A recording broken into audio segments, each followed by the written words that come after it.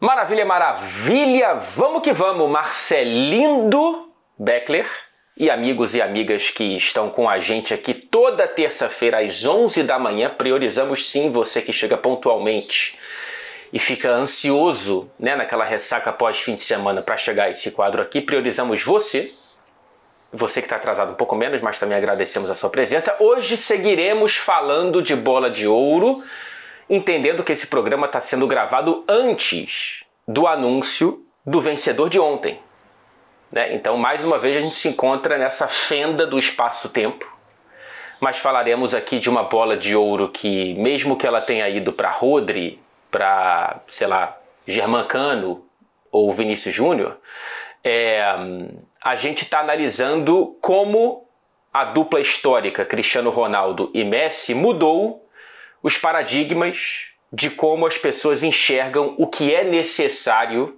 para ganhar esse prêmio. Era uma coisa diferente antes, virou outra coisa com eles, e agora, Marcelo Beckler, eu acho que está se aproximando do que era, e tem muita gente que assiste a gente que não se lembra ou não estava nem vivo naquela época pré-Cristiano e Messi, então a gente vai tentar explicar ou relembrar para vocês como que era e deve voltar a ser. É isso. Frederico, bom dia para você, bom dia para todo mundo. Eu confesso que eu me perdi um pouco quando você falou, pessoal, que está ansioso pós-ressaca do final de semana, porque ainda é terça de manhã e dependendo como é que foi o final de semana, a pessoa ainda está de ressaca. Dependendo de como foi o final de semana, a pessoa chorou na segunda noite porque não conseguia dormir e falou, eu só queria dormir, eu só queria ser igual a todo mundo. Eu não estou falando especificamente de ninguém. Todas essas notícias que estão saindo sobre um suposto choro meu são falsas.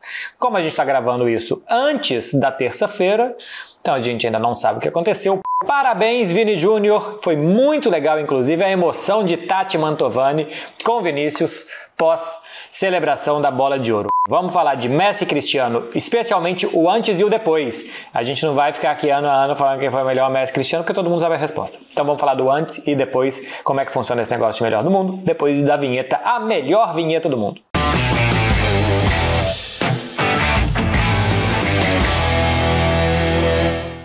Seguinte, Frederico, antes de Messi e Cristiano Ronaldo, a gente teve uma diferença grande de critérios. Por exemplo, a Copa do Mundo foi muito importante em 2002 e em 2006, mas em 2010, 2014, no auge desses dois, não. Em 2018 e 2022, voltou a ser muito importante a Copa do Mundo. A gente teve vencedores que hoje seria muito difícil de explicar. Por exemplo, o primeiro vencedor do século XXI é o Michael Owen, que jogava pelo Liverpool, fez 24 gols em 46 jogos pelos Reds aquela temporada. Os principais feitos do Michael Owen: 16 gols na Premier League, ele foi o quinto goleador, 4 gols na Europa League, e só um a partir das quartas de final. Ele ganhou a Europa League com o Liverpool naquele ano e a FA Cup. O campeão de 2001, se a gente for pegar quem foi o grande jogador da última Europa League, talvez o Lookman, já pensou? Poderia ser ele hoje, comemorando uma bola de ouro. Pois é, imagina se o Michael Owen ganha hoje em dia nesses padrões, né? Depois a gente teve o Ronaldo Fenômeno ganhando em 2002, não precisa nem explicar muito o porquê, e teve um peso muito grande, claro que da Copa do Mundo, mas acho que também da história de superação dele, né? O primeiro grande momento do Ronaldo pós aquela longa recuperação das lesões no joelho. E em 2003, o Pavel Nedved conquistou a bola de ouro pela Juventus. E a gente traz os números aqui, porque o pessoal agora está, né, viciado em estatísticas. 46 jogos naquela temporada, 14 gols pela Juventus, o Nedved, para quem não se lembra, meio campista. 4 jogos e 1 gol pela eliminatória da Euro com, na época, a República Tcheca, hoje a Tchequia.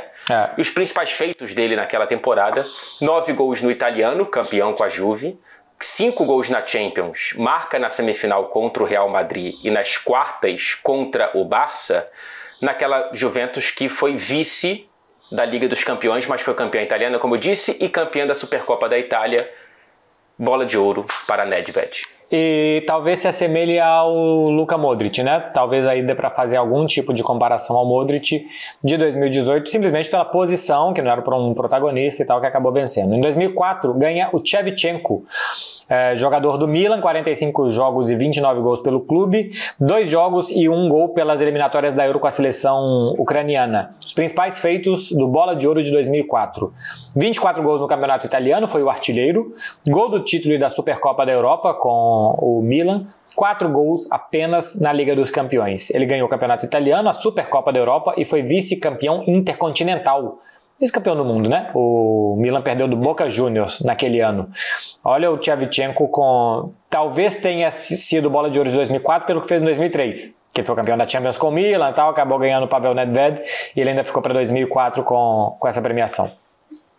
Mas o peso da Champions, ele não era definitivo como é hoje em dia, né? Por exemplo, o Ronaldinho, em 2005, penúltimo brasileiro a conquistar a bola de ouro, ou antepenúltimo, se o Vinícius tiver recebido ontem, 42 jogos, 13 gols, 4 assistências pelo Barcelona, se a gente quiser reduzir aquele ano, aquela temporada do Ronaldinho em números. Pela seleção brasileira foram 15 jogos, 7 gols e 4 assistências.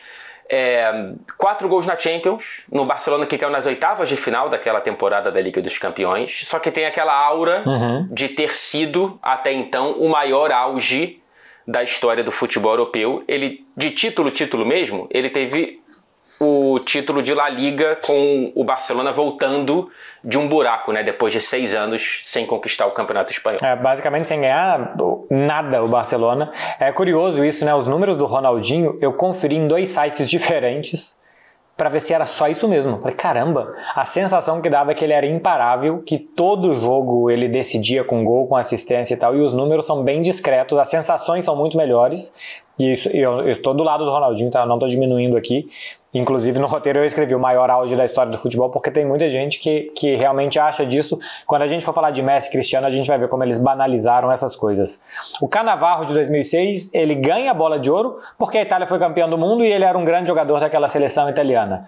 48 jogos com a Juventus, 7 jogos na Copa do Mundo com a Itália, os principais feitos. Ele só não jogou uma partida completa com a Juve. Teve um jogo que ele ficou no banco, mas quando ele entrou em campo só não jogou uma partida completa, e eu não falo 90 minutos porque teve prorrogação, porque ele foi expulso em uma partida do Campeonato Italiano, jogou todos os minutos da Copa do Mundo, não recebeu nenhum cartão amarelo, campeão mundial com a Itália, assim como para o Ronaldo em 2002, para o Cannavaro em 2006, a Copa do Mundo também fez toda a diferença. E aí a gente tem o Kaká em 2007 ganhando basicamente pela Champions, né? Ele tem uma temporada espetacular com o Milan, né? Ele já tinha ido muito bem pelo Milan na Champions de 2005, até hoje uma das minhas assistências preferidas do planeta, que é aquela dele para a finalização brilhante do Crespo na virada do Liverpool. Em 2007, naquela trajetória da Champions, tem aquele gol lindo que ele faz aqui em Old Trafford, né? Que ele faz 2 defensores do Manchester United, um trombar em cima do outro. Mas ali eu vejo que tem um peso muito grande, não só do que o Kaká fez e das sensações que ele deixou, mas da Liga dos Campeões, e aí é o prelúdio do que a gente veria a seguir com a dupla histórica, Marcelo. Pois é, porque a partir de 2008, por uma década, Messi e Cristiano Ronaldo, só eles venceram, de 2008 até 2017. Depois o Messi volta a vencer, o Cristiano Ronaldo a partir de então não ganha mais. Esse período de 10 anos de Messi e Cristiano Ronaldo vencendo tirou a chance de jogadores como Gerrard, Xavi, Iniesta, Drogba, Samuel Eto'o, Ribéry, Robben, até o Haaland por enquanto, Marcelo Ramos também, de vencerem a premiação. 8 vezes o Messi, 5 vezes o Cristiano Ronaldo. O Modric ganhou em 2018, o Benzema em 2023. Em 2020, a bola de ouro não foi entregue. Teve sim The Best, o Lewandowski levou, mas não teve bola de ouro. De 2008 para cá, esse é o retrospecto, Fred. E a gente tem 4 jogadores, 4 temporadas absolutamente espetaculares que não foram contempladas com a premiação. E em muitas delas o pessoal realmente tem uma sensação de injustiça, né? Em todas essas 4, a gente teve, claro, ou o Messi ou o Cristiano vencendo, a começar pelo Sneijder, em 2010, no ano seguinte daquela tríplice coroa dele com a Inter de Milão. Ele no mata-mata daquela Champions, ele tem 4 assistências, uma na final inclusive, e 2 gols marcados. Foi vice da Copa do Mundo com a seleção da Holanda, marcando inclusive 2 vezes contra o Brasil, 5 gols e 1 assistência do Sneijder em 7 jogos naquela Copa do Mundo. E ele ficou fora do top 3. Né? Os finalistas daquela bola de ouro foram 3 do Barcelona, Messi, Xavi e Iniesta. Claro, o Messi foi vencedor. Depois, em 2013, o Franck Ribéry ficou atrás do Cristiano Ronaldo em uma votação que a FIFA adiou 2 semanas. O Platini até brincou que era para agradar o Cristiano Ronaldo, porque teve uma repescagem para a Copa do Mundo, Suécia contra Portugal, Ibrahimovic no auge contra Cristiano Ronaldo, um dos dois ia para a Copa, um dos dois ia ficar fora, o Cristiano Ronaldo decidiu aqueles confrontos, e isso poderia ter puxado votos para o Cristiano Ronaldo. Ribéry ganhou tríplice coroa com o Bayern de Munique, Champions, Bundesliga e Pokal, a Copa da Alemanha, fazendo 22 gols, dando 18 assistências, uma participação de 40 gols em 52 jogos na temporada, e o Ribéry declarou depois que sentiu que era uma decisão política a entrega da bola de ouro não ter sido para ele. Em 2018 a gente teve o primeiro nome fora da dupla Messi e Cristiano, que foi o Modric. Mas a sensação de muita gente é que Antoine Griezmann deveria ter sido o vencedor daquela premiação, né? Simplesmente porque ele foi o melhor jogador da França naquela Copa do Mundo na Rússia. Ele foi inclusive eleito o melhor em campo na decisão. Em paralelo, foi campeão da Europa League com o Atlético de Madrid, fazendo 2 gols na decisão daquela competição europeia. Antes da premiação, o Griezmann, ele brincou achando que iria para Messi ou para Cristiano, falando, cara, talvez para Cristiano, né, mais do que para o Messi, que o Cristiano ficou em segundo e o Griezmann em terceiro, ambos atrás do Modric. E o Griezmann brincou que talvez a Champions fosse mais importante para quem votava do que a Copa do Mundo. Acabou que não foi nem isso, né? Acabou que o pessoal olhou muito para a Copa do Mundo, só que olhou mais para o Modric e não para o Griezmann. O Modric talvez um conjunto da obra, né? Porque ele é campeão da Champions com o Real Madrid e é vice-campeão da Copa do Mundo com a Croácia. Eu tenho a sensação nesse ano que o Modric não foi o melhor jogador do Real Madrid, não foi o melhor jogador da Champions, não foi o melhor jogador da Croácia e não foi o melhor jogador da Copa do Mundo. Ele não foi o melhor jogador de absolutamente nada, mas como ele estava sempre ali, ele acabou levando. E o último foi o do ano passado, porque a entrega da bola de ouro de 2023 ainda contou a Copa do Mundo, a entrega da temporada 2023 ainda contou a Copa do Mundo de 2022. Então, aquela Copa do Mundo no Messi entrou no páreo contra o Erling Haaland, que ficou em segundo lugar, ganhou tudo com o Manchester City, tríplice coroa, 52 gols, 9 assistências, participou de mais de 60 gols em 53 jogos e não ganhou. Lembrando que o The Best 23 não contava a Copa do Mundo e ainda assim o Messi ganhou. Não fez um story. Passou completamente batido por Messi. O The Best 2023, talvez nem ele acreditasse que fosse merecedor. Mas a bola de ouro sim contava a Copa do Mundo. E aí o Haaland deu azar, talvez, da Copa que fez o Messi, do personagem que é o Messi, para levar mais votos que ele. Eu acho que essa é a menos polêmica, né? Por mais que o Haaland tenha sido um absurdo, faz todo sentido que se a premiação contempla a Copa do Mundo, que a Copa do Mundo tenha mais peso do que a Liga dos Campeões, e o que o Messi fez na Copa do Mundo e a história do Messi com a seleção da Argentina, enfim. Acho que tudo isso é um argumento que deixa a bola de ouro bem entregue. E a gente teve temporadas entre Messi e Cristiano que foram batalhas absurdas quando a gente olha para as estatísticas, né, Beto? Porque acabou que eles fizeram temporadas tão boas um contra o outro que é difícil imaginar, por exemplo, que em 2014 e 2015 as 82 participações em gols do Cristiano Ronaldo, cara, a gente tá vendo aqui essa do Haaland que é absurda de 60, o Ronaldo fez 61 gols, deu 21 assistências, não ganhou nenhum título. E por quê? Porque ele jogava os mesmos campeonatos do Messi. O Barcelona ganha a Copa do Rei daquela temporada, nem joga contra o Real Madrid cai antes. O Barcelona ganha o Campeonato Espanhol e na Liga dos Campeões, na terça-feira o Barcelona passa para a final e na quarta-feira o Real Madrid é eliminado em casa para a Juventus. Seria uma final Real Madrid-Barcelona, Messi contra Cristiano, como a gente já teve em 2009 e o Messi levou a melhor. Não aconteceu e os 82 gols do Cristiano Ronaldo não o levaram a ganhar a bola de ouro. Cara, 82 participações diretas para gol é um negócio cavalar, né? Tem aquele ano do Messi de mais de 90, mas é um ano. Não que isso seja qualquer coisa, né? Mas o Cristiano, a gente tá falando de temporada, né? 14, 15. O Messi, por aquela temporada dos 90, ele levou. Mas como contou o ano todo, porque a temporada dos 90, a temporada ele faz 73, eu acho. E ele leva, sem ganhar a Champions. Mas também o Cristiano não ganhou a Champions aquele ano, foi o Chelsea. Mas no ano inteiro ele fez 90, e aí já entrou 12, 13, e aí o Cristiano foi aquela que ganhou em cima do Ribéry. Sim. O Messi em 15 e 16, 64 participações diretas para gol em 41 jogos. Ganhou La Liga, Copa do Rei, Isso. Mundial de Clubes, Supercopa da Europa e teve 5 participações em gols em finais naquela temporada pelo Barcelona, é isso? Eu acho que aqui entra muito que faltou... Aqui acho que o peso da Champions foi muito evidente. Porque o Barcelona dominou amplamente a Espanha, saiu buscando taça, mas por onde foi? Supercopa, Mundial de Clubes, foi buscando as taças aqui e ali. Mas na Liga dos Campeões, o Real Madrid, que não ganhou o Campeonato Espanhol nem a Copa do Rei, ganhou a Champions em cima do Atlético, e a temporada do Cristiano, que também foi muito boa, como essas aqui de 80 gols e tal, acabou levando em cima do Lionel Messi, e apesar de quantos títulos? Liga, Copa, Mundial, Supercopa da Europa, apesar de 4 títulos e de participar de 64 gols em 41 jogos, a Champions fez a diferença para o Cristiano.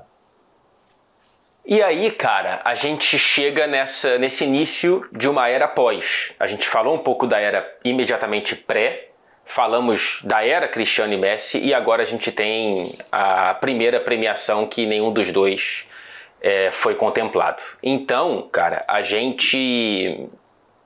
Acredito eu, Marcelo, a gente tem que começar a olhar menos esperando números similares a esses, por mais que a gente ainda tenha possibilidades de números, não nessa ordem de grandeza com tanta constância, mas a gente pode ter uma temporada do Haaland como na primeira dele pelo Manchester City, o Lewandowski e o Harry Kane estão começando a temporada de maneira extraordinária também, tem o Gyökeres, enfim. Mas a gente pode ter mais jogadores como o Nedved, como o Ronaldinho. Acredito que nem tanto, porque o peso da Champions ele chegou para ficar. Acho que o peso da Champions ele é imutável. Porém, olhemos talvez menos para estatísticas, se não tiver 60 participações para gol na temporada não conta, e olhemos mais para as sensações. Eu acho que nesse ponto de vista vai fazer bem um pouco para o ambiente do futebol a gente ter uma obsessão menor com os números, acredito eu, talvez eu esteja sendo otimista, tá? Eu também vou nessa linha. Messi e Cristiano não tem nada a ver com isso, né? O que eles fizeram... Claro. Assim, a gente fazendo o estudo pro programa e preparando o roteiro, a temporada que tinha 55, 60 participações em gols nem parecia tanta coisa. Porque tinha temporada de 80, teve a temporada 11 e 12 que o Messi participou de 103 gols. Então o que eles fizeram realmente descolou muito da realidade, da normalidade do futebol. Se a gente vai buscar o início dos anos 2000, os anos 90, os anos 80, e se a gente vem para 2022, de 2022 para frente, não é normal o que esses dois fizeram por 10 anos. É incrível como a gente não teve um fazendo por 10 anos, mas a gente teve 2 fazendo por 10 anos, né? Nunca tem. Aí quando tiveram foram 2, mas esse não é o normal. O que Messi e Cristiano fizeram de passar da casa de 60, 70 participações em gol toda a temporada não é normal. O que é normal? Que o Vinícius, por exemplo, da temporada passada, tenha dado 10 assistências, feito 24 gols em 40 jogos, 34 participações. Foi decisivo em final de Supercopa contra o Barcelona fazendo 3 gols, semifinal de Champions contra o Bayern, final contra o Borussia Dortmund, mesmo sem ter números. Eu acho que esse é o normal de um grandíssimo jogador, esse é o normal do melhor jogador do mundo, e não o que a gente viu. A gente viu uma época tão anormal que se a gente ficar esperando aquilo ali para falar esse aqui sim é melhor do mundo, acabou. Ninguém mais vai ser melhor do mundo pra gente. E para tentar, talvez, contra-atacar o argumento de quem... Eu entendo e acho importante olhar para as estatísticas, mas, cara, se você só olhar para isso, não precisa assistir ao jogo de futebol. Aí é só ficar vendo ali os sites de estatística para você basear a sua opinião sobre cada jogador, sobre cada temporada. Tem um argumento que eu acho matador, que não é meu, é do Paulo Júnior, ótimo jornalista palmeirense, que quando a gente olha para aquele segundo gol do Ronaldo contra a Alemanha na Copa de 2002, o Rivaldo não tem assistência. Naquela estatística, o Rivaldo ele não existe. Né? Se você olha para a estatística daquele lance. E o gol ele é 50% no mínimo do Rivaldo. Então, é claro que é uma metáfora por o que eu quero dizer aqui. Não é todo jogo que vai ser tão decisivo quanto o Rivaldo sem encostar na bola. Mas a gente precisa olhar mais para o jogo e talvez dar um pouquinho menos de peso para os números. Eu acho que um bom sinal de que talvez isso aconteça é que tenha se falado do Rodri para ser melhor do mundo essa temporada. Eu estou contando que a gente está gravando isso que o Vinícius ganhou. Eu não vou nem pedir para a edição cortar se não for verdade. Mantenho minha opinião, o Vinícius melhor do mundo da última temporada, mas que coloca um volante que não faz tantos gols assim na conta.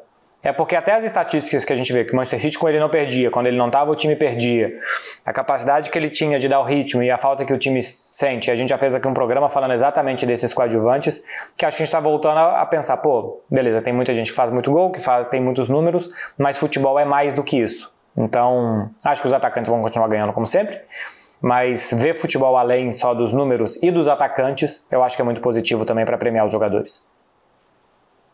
Boa! Tá tudo dentro de contexto, Marcelo? Agora chegou aquela hora tão esperada. Chegou a hora do nosso Out of Context. Seguinte, Fred, a gente tá aqui falando de Messi, Cristiano, que todo mundo vota neles e tal. Nem sempre foi assim. Eu peguei aqui a temporada 2012, que o Messi fez esses 103 gols e venceu. O Cristiano Ronaldo naquela temporada participou de 74 gols e não levou. Aliás, o Cristiano Ronaldo teve uma temporada de 74 gols e uma de 80 que ele não ganhou a premiação de melhor do mundo. Era muito difícil competir com o Messi, né? Assim como também teve as do Messi que ele não levou, como a de 15 e 16 ganhando 4 títulos, 5 gols em finais e tal, porque tinha um Cristiano Ronaldo do outro lado. Mas neste ano, em 2012, o técnico da Tailândia resolveu votar no Busquets em primeiro. O técnico da Argélia votou no Benzema. Foi o único voto que o Benzema teve, em primeiro, segundo ou terceiro. Uma pessoa citou o Benzema em 2012. Talvez fosse um visionário, já pensando no futuro.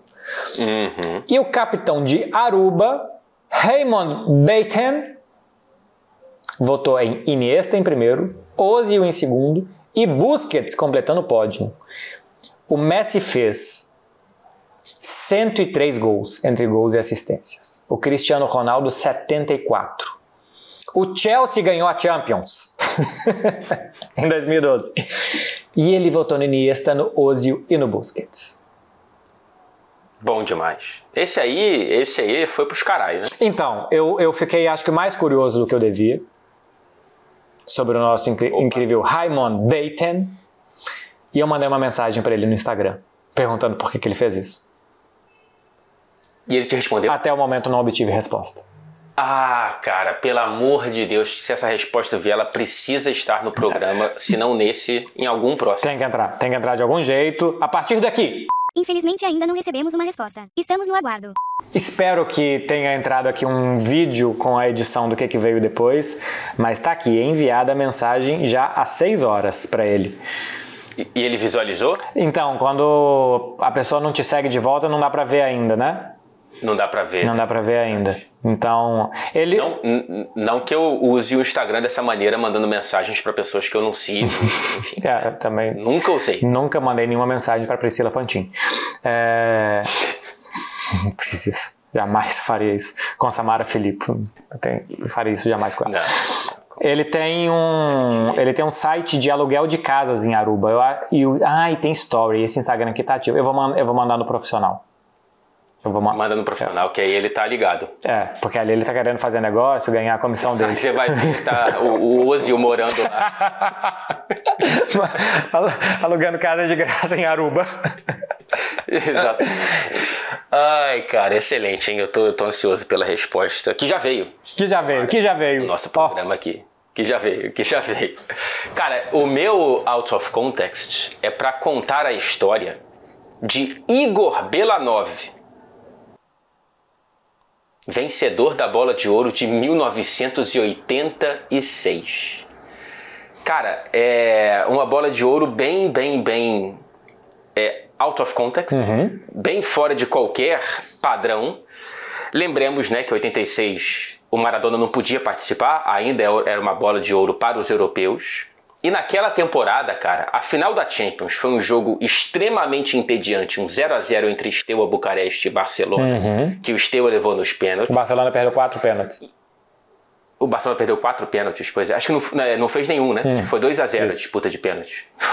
Então, assim, não foi uma grande final. E aí acho que o pessoal foi procurar onde tentar encontrar um vencedor da bola de ouro. O anterior tinha sido... Putz, eu esqueci. O seguinte foi o Gullit e o anterior acho que foi o Van Basten. Então, assim, né, foi um ano atípico. 85 deve ter sido Platini, 84 Platini. Platini. Deve ter sido, Platini, obrigado. E aí a gente tinha o Dinamo de Kiev, que foi campeão da Recopa Europeia.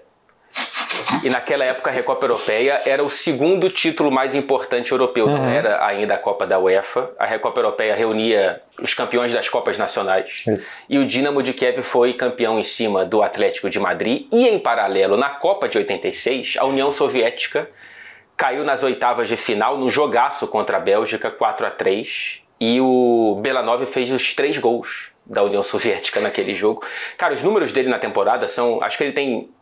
Se não, ao redor de 10 gols marcados, assim. Não é uma temporada espetacular. 3 contra a Bélgica. O segundo colocado 3 contra a Bélgica, outro naquela Copa do Mundo. E ele não marcou na final contra o Atlético de Madrid na Recopa Europeia. Mas ele ficou à frente do Gary Lineker, que foi o segundo, na época, jogador do Barcelona. Sim. Vice-campeão da Champions. E o terceiro foi o Butragueño com o Real Madrid. Então, cara, foi uma bola de ouro em que o pessoal teve que buscar alguma agulha no palheiro. 4 anos depois de ganhar a bola de ouro, o nosso querido Igor Belanov estava jogando pelo Eintracht Braunschweig na 2ª divisão alemã. Caramba, eu imagino ele recebendo a carta da France Football. Igor, vem aqui buscar seu prêmio. Ele deve ter achado que era engano, spam. É igual quando você clica assim, aumente o seu... Quando você vai ver, você perdeu o seu Twitter. O seu número de seguidores. Aumente 3 centímetros. Isso. 3 centímetros ou 360 mil seguidores, uma publi que apareceu 2 dias depois. 3 centímetros. Aí você fica sem uma coisa e sem outra, Fred. Fica sem uma coisa e sem outra. Mas o Belanov, pelo menos, conquistou aí a bola de ouro. Bela 9 já tá bom, né? O problema é quando é Bela 7.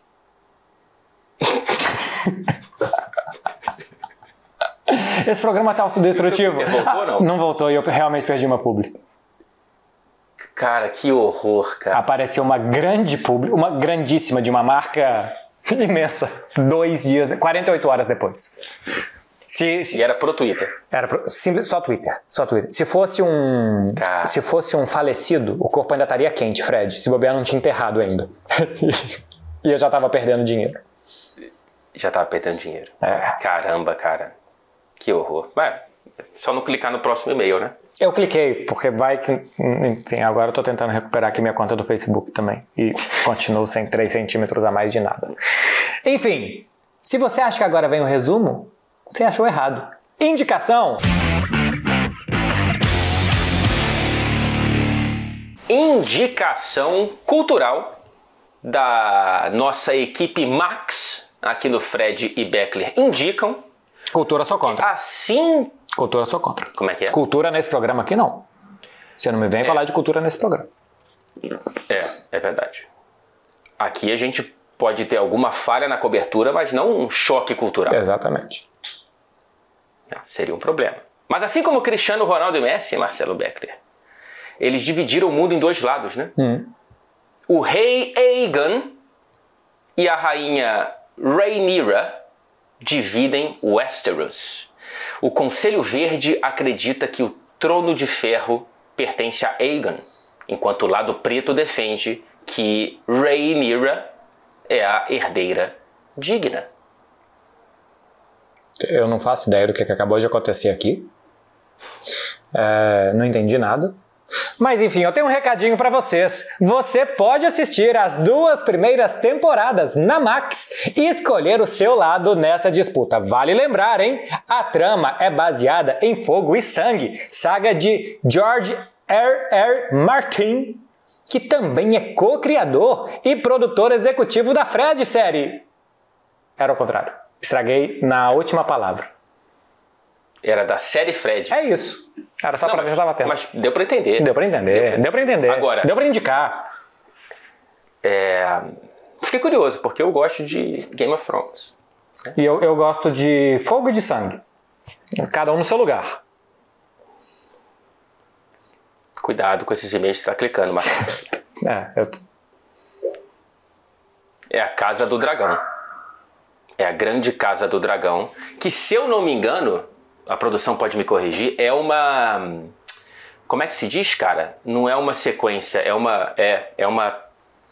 Eu só sei a palavra em inglês, Marcelo. Então eu quero ver. Mas eu não vou perder essa oportunidade, não. É uma prequel. Ok. Uma franquia? Como é que se diz isso, cara? Ela é anterior ao Game of Thrones, entendeu? Sim. Posterior. Ela dá o contexto anterior pro Game of Thrones. Mas enfim, Casa do Dragão. É tipo um spin-off, só que ao contrário. Acho que sim. Tá. Você aí, Fred, você já foi na Casa do Dragão? Já. Eu já... Quem é que não, né? Quem é que não, né?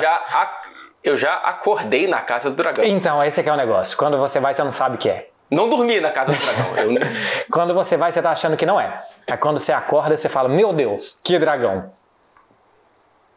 E às vezes, você não sabe, mas o dragão é você. Também acontece bastante. Acorda abandonado na sua cama, triste. Exatamente. Pela manhã que teve, mas feliz por ter enganado uma pessoa no sábado à noite.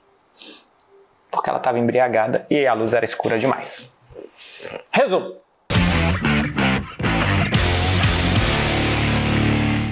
Eu não sei se no quadro de indicação a gente podia ter feito tanto que a gente fez.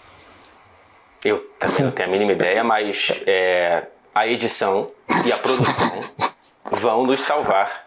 Pessoal, picotando quase tudo que a gente fez. Pessoal da Max, um grande abraço a todos vocês. Semana que vem tem mais indicação, agora tem resumo. Fred Caldeira.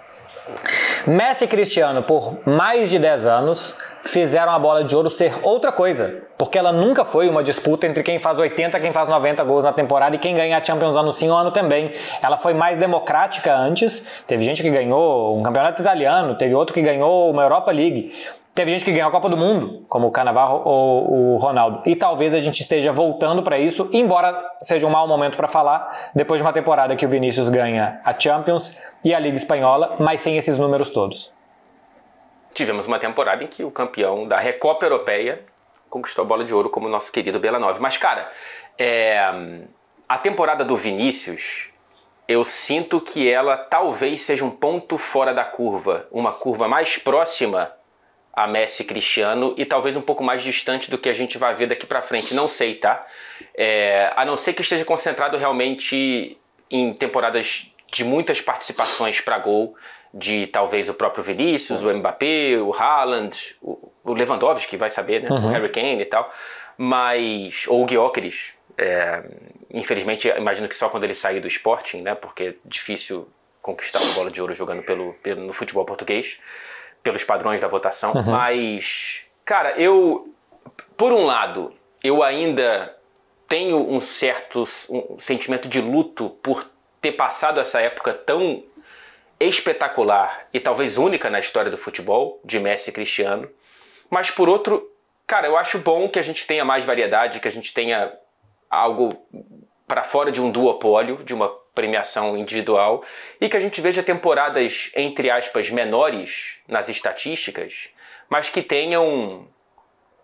que valorizem um pouco mais a subjetividade. Votos mais diversos e menos concentrados. Sim, veremos a partir da próxima se a Champions de novo vai pesar muito ou não, se a gente vai chegar numa semifinal com um grande confronto coletivo individual de um lado e do outro grandes jogadores, se a gente vai achar que além de aquilo ali define uma vaga na final da Champions, define também quem vai ganhar a bola de ouro. Veremos se será assim, se será uma tendência ou não. E também veremos se na semana que vem Fred e Beckler vão poder voltar aqui para explicar depois da gente ter perdido a linha completamente durante boa parte desse programa. Exatamente. Eu não tenho certeza se eu vou te ver de novo, Marcelo, mas, enfim, de qualquer maneira foi um grande prazer. E a gente tá aí, enfim, qualquer coisa, mandem jobs. E um último recado, não cliquem em links suspeitos. Não vai aumentar nada. Até terça que vem.